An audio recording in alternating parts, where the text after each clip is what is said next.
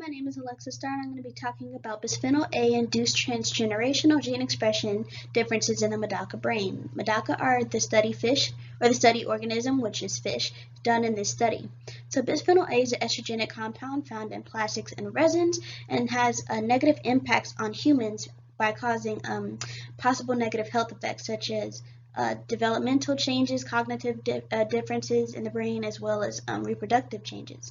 So we know that normal development of the reproductive system depends on the correct timing and concentration of hormones such as estrogen and testosterone. Well, these are later in a pathway called the brain pituitary gonadal axis, in which subsequent hormones such as estrogen and testosterone are released after the initial hormones or proteins are released, such as kisspeptin and gonadotropin releasing hormone. The dependence of these hormones on later hormones can affect how reproduction and development takes place. So a previous study done here at the Bhandari group found that endocrine disrupting chemicals such as BPA can have effects at the epigenetic level, in which they expose BPA to one generation of fish, and then found that after that generation mated and had offspring, that the BPA exposure had negative impacts on those later generations by causing decrease in fertility, as well as embryo mortality in the fourth generation, So in the present study, we're going to be looking at some of those transgenerational molecular alterations within this axis, and this is because we want to know the possible disruption made and how they're being affected by BPA. So first we're going to look at kisspeptin, which is that first hormone, or the first protein we were talking about, and we're going to be using 17-alpha ethinyl estradiol as our positive control. So we're going to be looking at that compared to the BPA exposure. So in the first graph, you can see that BPA and E2, there's a slight increase compared to the control, but we're only looking at E2 in the F0 generation.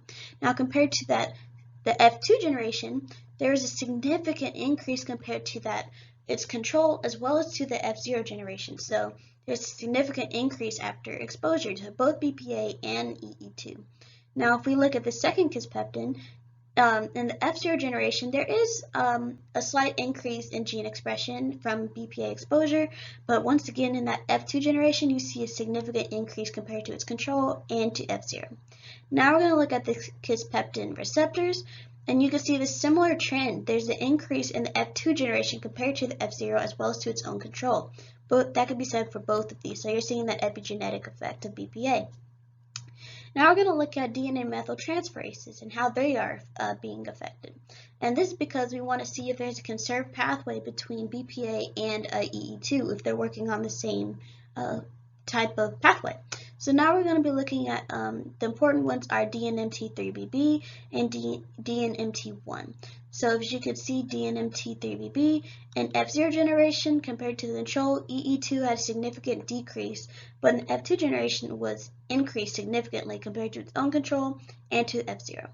Now if we look at DNMT1, in the F0 generation, BPA had a slight increase over the control, but in the F2 generation had a significant decrease. And now we're going to look at the global genomic DNA methylation levels inside the brain.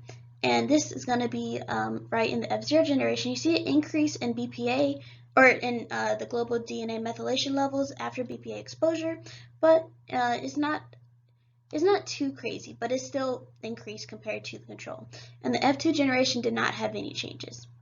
So, as I said before, the global DNA methylation levels were significantly increased in the F0 and decreased in the F2.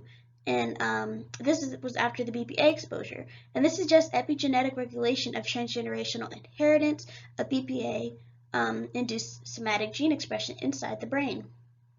Now, as we saw in the graph, there was no significant changes of DNMT1 gene expression or global DNA methylation in the EE2 treatment.